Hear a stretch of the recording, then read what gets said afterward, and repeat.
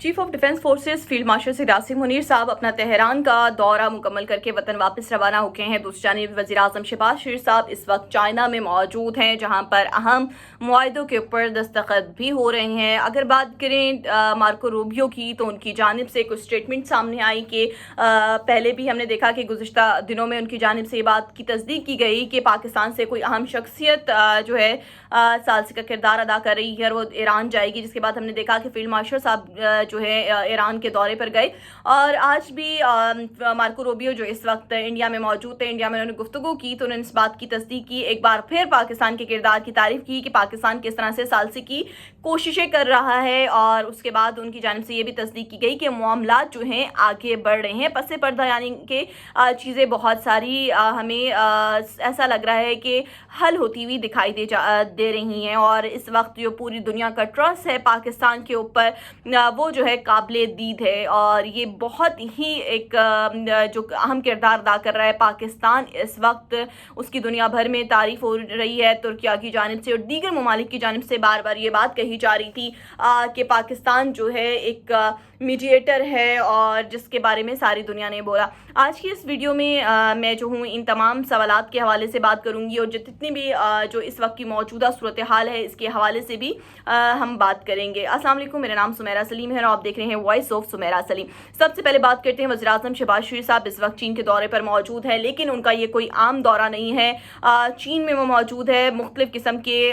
जो नई मुआशी शराकतदारी है उसकी उनको पेशकश हुई है। पाकिस्तान और चीन के दरमियान जो है digital economy, e commerce, IT, telecommunication, ज़राअत, ग्रीन एनर्जी और जदीद सनतकारी समेत कई अहम शोबों में ताउन बढ़ाने पर भी बात हुई है। सबसे जो अहम मौजू है वो CPEC फ़ेज़ 2 है कि हम जानते हैं कि पाकिस्तान और चाइना के दरमियान बहुत अच्छे ताल्लुकात हैं, और CPEC जो है कामयाबी के साथ जारी है। उसके फ़ेज़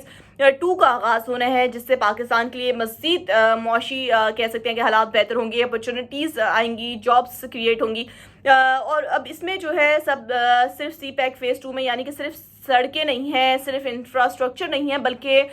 इसके अंदर टेक्नोलॉजी, इंडस्ट्री, एक्सपोर्ट के नए दौर का भी आगाज़ हो रहा है। और ज़राए के मुताबिक ये भी कहा जा रहा है कि चीन पाकिस्तान को खित्ते में एक मुआशी हब के तौर पर भी देख रहा है। यही वजह है कि अब सूबाई सतह पर भी बड़े मुआहदे हमने देखा है कि कुछ दिनों में हमें देखने में आ रहे हैं, नज़र आ रहे हैं कि अक्सर जो है मुआहदे होते हुए दिखाई दे रहे हैं। दूसरी जानिब हम बात करते हैं जो फील्ड मार्शल सैयद आसिम मुनीर साहब के मुख्तसर दौरे के ऊपर। उनका कह सकते हैं कि मुख्तसर और अहम तरीन ये दौरा था। मोहसिन नकवी साहब भी 2 दफ़ा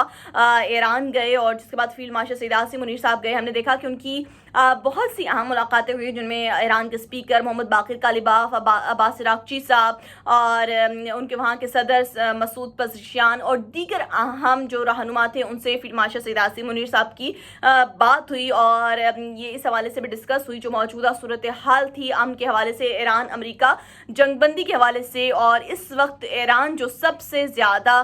जो ट्रस्ट कर रहा है वो पाकिस्तान के ऊपर कर रहा है, और डेफिनेटली उसकी तरफ से कुछ शराइत हैं, वो जो मामलात हैं वो भी सामने देखने में आएंगे। अब अगर बात करें ईरान और अमेरिका के असल तनाज़े की, तो गुज़िश्ता वीडियो में मैंने जिस तरह से डिस्कस किया था कि असल मसला ईरान का जौहरी प्रोग्राम करी है, असम मुख्तलिफ जो चीज़ें देखने में आ रही हैं, क्योंकि कुछ ऐसे डॉक्यूमेंटेशन थे जो सोशल मीडिया पर सर्कुलेट हो रहे थे, जो न्यूज़ चल रही थी, उनमें आबनाए हुर्मस है, खित्ते में जंगबंदी और अमरीकी पाबंदियाँ हैं, क्योंकि ईरान के ऊपर बहुत सी पाबंदियाँ लगा दी गई थी। और इसके अलावा जौहरी प्रोग्राम के हवाले से भी ईरान चाहता है कि पाबंदियाँ भी ख़त्म हो। आबनाए हुर्मस की क्या सूरत हाल सामने आती है, बज़ाहिर ऐसा लग रहा है कि जो मामलात हैं वो उसमें कहीं ना कहीं कुछ मुस्बत पेशरफ देखने में नज़र आ रही है। उसकी वजह यह है कि मार्को रूबियो की जानिब से भी इंडिया में जब वो थे, उनकी जानिब से ये बात की गई कि जो मामलात हैं उसमें मुस्बत पेशरफ मुतवक्की है, और उन्होंने बहुत जिस तरह से जवाब दिया तो ऐसा लग रहा था कि कहीं ना कहीं जो मामलात हैं वो आगे बढ़ रहे हैं। और उनकी जानिब से कहा गया कि कुछ दिन लग सकते हैं और कुछ में जो है कुछ खबर आ सकती है, तो जिसमें उम्मीद की जा सकती है कि इंशाल्लाह کہ جو اچھی خبر ہے وہ جلد ہی آئے گی، لیکن پاکستان کی ملٹری ڈپلومیسی جو ہے اس وقت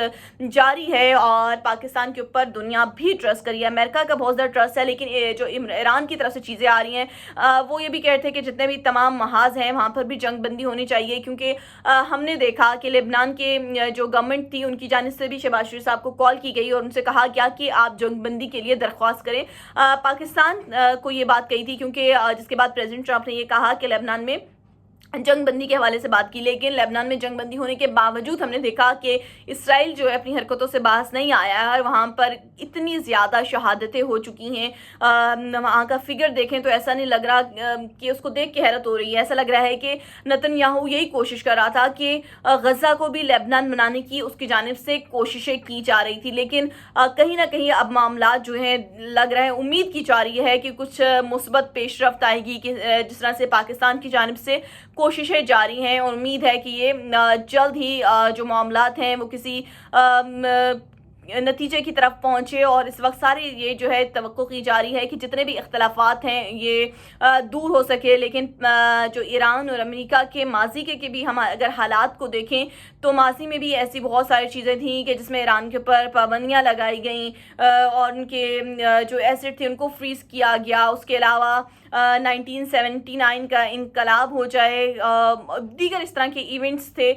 کہ جن کو اگنور نہیں کیا جا سکتا۔ ماضی میں بھی وہ تلخیاں جو ہیں بہت عروج پہ پہنچ چکی تھی، جس میں ایران کا ٹرسٹ جو ہے وہ کہیں نہ کہیں ٹوٹا، ایون کہ اس سے پہلے جو مذاکرات تھے اس میں بھی جب اٹیک کر دیا گیا، مذاکرات آگے چل رہے تھے، تو اس وقت ایران کے لیے ایک مشکل کام تھا ٹرسٹ کرنا، لیکن تمام صورتحال میں جب حالات اتنے زیادہ کشیدہ تھے، کوئی بھی سب چارتے معاملات ٹھیکوں، پاکستان کی جو ثالثی ہے اس کی وجہ سے خطے میں کچھ ہمیں ایک ٹھہراؤ دیکھنے میں آیا ہے، اور اب بھی بادستور ایسا لگ رہا ہے کہ سب یہ امید کر رہے ہیں کہ جو حالات ہیں وہ بہتر ہوں گے اور اس میں مثبت پیش رفت نظر آئے گی۔ اور اس وقت اگر چائنا ہے وہ پاکستان کے ساتھ رابطے میں ہے، پاکستان دیگر ممالک کے ساتھ بھی رابطے میں ہے، اور جو ٹرسٹ کا لیول ہے وہ اس وقت پاکستان پہ کیا جا رہا ہے، تو امید ہے کہ جو معاملات ہیں آگے بڑھے گے اور کوئی امن کی بات سامنے آئے گی۔ اور اس وقت جو ہے اب یہ دیکھنا ہے کہ کیا ایران اور امریکہ کے درمیان جو معاہدہ ہے وہ کیا مستقل جنگ بندی کی طرف ہو جاتا ہے، اس کے جو